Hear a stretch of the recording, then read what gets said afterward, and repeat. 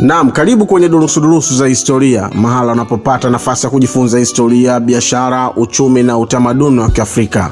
Leo tunakwenda kufanya durusu ya mji mmoja ambao ukitembea ndani yake leo unaweza usiamini ukubwa wa simulizi uliowahi kupita katika ardhi hii. Mji uliowahi kupokea wageni kutoka maeneo mbalimbali, mji ambao bahari ilikuwa sehemu ya maisha yake, mji ambao jahazi ziliwahi kutia nanga, mji ambao wafanyabiashara walifika wakafanya biashara, wakabadilishana bidhaa na kuondoka, mji ambao historia yake imeunganishwa na biashara ya mwambao wa Afrika Mashariki na bahari ya Hindi. Mji huo ni Lindi. Lakini leo tunakutana na swali moja kubwa. Je, Lindi imekufa au tunashuhudia mji ambao uchumi wake umebadilika na ambao bado haujapata kikamilifu namna mpya ya kutumia nguvu na fursa zake? Swali hili limeibuka baada ya Asadi Mzururaji kutembelea mji wa Lindi, kuzungumza na baadhi ya wakazi na kuonyesha hali ya baadhi ya maeneo ya mji. Na katika kipindi hiki sitaki kuingia kwenye mabishano, nataka tudurusu historia. Tutaangalia Lindi ya zamani, tutaangalia biashara yake, tutaangalia majengo yake, tutaangalia bahari na uvuvi, tutaangalia wananchi, tutaangalia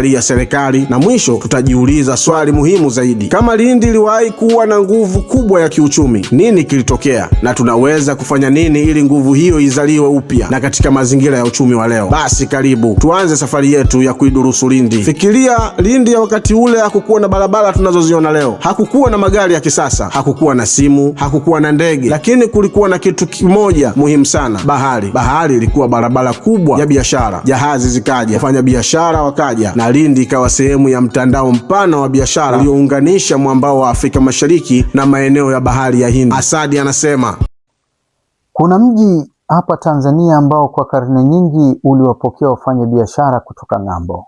Hapa nakubaliana naye, lakini historia haitaki tuambiwe tu kwamba wafanyabiashara walikuja. Historia inataka tuulize, walikuja kwa nini? Walileta nini? Waliondoka na nini? Nani alikuwa anazalisha bidhaa? Nani alikuwa anauza? Na kwa nini Lindi ilikuwa na umuhimu katika mfumo huo? Hapo ndipo simulizi la Lindi linakuwa kubwa zaidi kuliko majengo tunayoyaona leo. Sasa turudi kwenye Lindi ya leo. Unatembea mjini, unaona nyumba za zamani, unaona bidhaa zimechakaa, unaona alama za mazingira ya bahari, na mtu anaweza kuangalia yote hayo na kusema mji huu umekufa. Asadi amesema, lakini leo mji huo ni kama umekufa. Ukifika hii leo ni vigumu kabisa kuamini hapa ndipo jahazi zilitia nanga kwa mamia ya miaka. Ni kweli uchakavu unaonekana, lakini kuna jambo moja muhimu linalopaswa kutenganisha. Kuchakaa kwa majengo si lazima kumaanishe kufa kwa watu, na kupungua biashara ya zamani si lazima kumaanishe watu wamekufa moyo. Mji unaweza kupoteza nafasi yake katika mfumo fulani wa biashara kwa sababu nyingi. Njia za biashara hubadilika, teknolojia hubadilika, miundombinu hubadilika, masoko hubadilika, vituo vya biashara hubadilika, sera hubadilika, na uchumi wa dunia hubadilika. Kwa hiyo swali letu linapaswa kuwa, ni nini kilichoibadilisha Lindi katika nafasi ya biashara? Asadi amesema, tazama mji ulivyochakaa kwa nyumba zake kuliwa na chumvi ya bahari. Ndiyo, tusibishane ukweli. Majengo yapo, baadhi yamechakaa, na mji wa pwani una changamoto zake za mazingira. Lakini sasa nataka tubadili namna tunavyoyaangalia. Mtu mmoja anaweza kuona magofu, mwingine anaweza kuona historia, na mwingine anaweza kuona fursa ya utalii. Swali si tu kwa nini nyumba hizi zimechakaa. Swali jingine ni kwamba kwa nini hatujazitumia vya kutosha kama sehemu ya historia na utalii wa Lindi? Kama jengo lina historia, linaweza kuwa sehemu ya simulizi. Kama lina simulizi, linaweza kuvutia mtalii. Kama mtalii anakuja, anahitaji hoteli, anahitaji chakula, anahitaji usafiri, anahitaji mwongozo, ananunua bidhaa, na hapo historia inaweza kuanza kuingia kwenye uchumi. Asadi anasema, licha ya lawama za wakazi kwenda kwa mamlaka za serikali ambazo ndio hizo zilizojenga barabara nzuri unazoziona kwenye mji wao na kutoa huduma nyingine. Na hapa ningependa kuliweka jambo moja wazi kabisa. Kama serikali imejenga barabara, hilo ni jambo la kupongeza, tusilipuuze. Barabara ni muhimu, lakini maendeleo hayamaliziki kwenye lami. Lami inatakiwa itusaidie kusafirisha watu, isaidie kusafirisha mazao, isaidie wafanyabiashara, isaidie watalii, isaidie bidhaa, isaidie uchumi. Kwa hiyo baada ya lami tunapaswa kuuliza, tuna viwanda vingapi? Tuna usindikaji wa mazao kiasi gani? Tuna mazingira gani ya biashara? Vijana wanafikia mitaji kwa kiwango gani? Fursa za bahari zinatumika kiasi gani? Hayo ni maswali yanayofuata baada ya lami. Asadi amesema ye mwenyewe kuwa, niliongea na wenyeji ili kujua kisa hasa na mkasa cha uchakavu huu wa iliyokuwa ikiitwa Paris of Africa kwa namna ilivyokuwa inang'ara. Kauli hii inatupa jambo moja la muhimu sana. Kama kweli Lindi iliwahi kung'ara kiasi hicho, basi tunapaswa kujiuliza ni kwa nini? Ni nini kilifanya ing'are? Na kama leo haing'ai kwa kiwango hicho, ni nini kilitokea? Na hapo ndipo historia inapaswa kuwa mwalimu. Tusitumie historia kujisifu tu, tuitumie kutafute sababu ya kuanguka na njia ya kuinuka. Asadi mwenyewe amekiri. Achana na uchakavu unaotazama. Acha nikwambie kitu.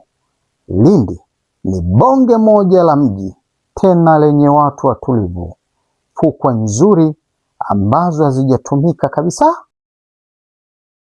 Hapo ndipo ninaposema Lindi bado ina nini?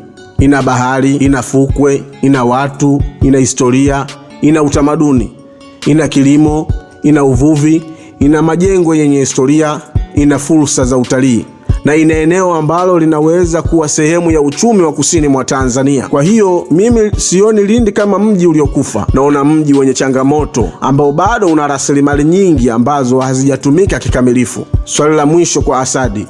Kwa hiyo Asadi, wewe umeleta picha, umetuonyesha majengo, umetuonyesha bahari, umezungumza na wananchi, umetuonyesha changamoto, na hilo ni jambo zuri. Lakini baada ya kutuonyesha yote, mimi nina swali moja kwako. Je, tatizo la Lindi ni kweli uvivu wa watu, au kuna historia, uchumi, sera, uwekezaji, miundombinu, teknolojia na mabadiliko ya biashara ambayo tunapaswa kuyachunguza kwa kina? Kwa sababu ukisema watu ni wavivu, umetupa jibu la moja kwa moja. Sisi tunataka kujua tatizo lilianza lini, kwa nini lilianza, nani ana wajibu wa kulitatua, na tunaanzia wapi? Kwa hiyo ndugu zangu, tusimwogope mtu anayekuja kuikosoa Lindi. Lindi inahitaji kukosolewa, lakini sisi pia tusikubali kukosolewa bila kuuliza maswali. Tusikubali historia yetu ifupishwe kuwa watu wavivu. Tusikubali uchakavu wa majengo uwe ushahidi wa kwamba watu wamekufa kiuchumi, na tusikubali lami iwe kipimo cha maendeleo. Tuchunguze historia, tuchunguze biashara, tuchunguze uchumi, tuchunguze wajibu wa serikali, tuchunguze wajibu wa wananchi, na zaidi ya yote tuchunguze fursa ambazo Lindi bado inazo. Kwa sababu huenda tatizo si kwamba Lindi imekufa, huenda tatizo ni kwamba Lindi bado haijapata namna mpya ya kutumia nguvu zake za zamani katika uchumi wa leo, na huo ndio mjadala tunaopaswa kuufanya. Mimi ni Abdurrasuli Muhibu. Hizi ni durusu za historia, mahala unapopata nafasi ya kujifunza historia, biashara, uchumi na utamaduni wa Kiafrika. Tukutane tena kwenye durusu nyingine. Hizi ni durusu za historia.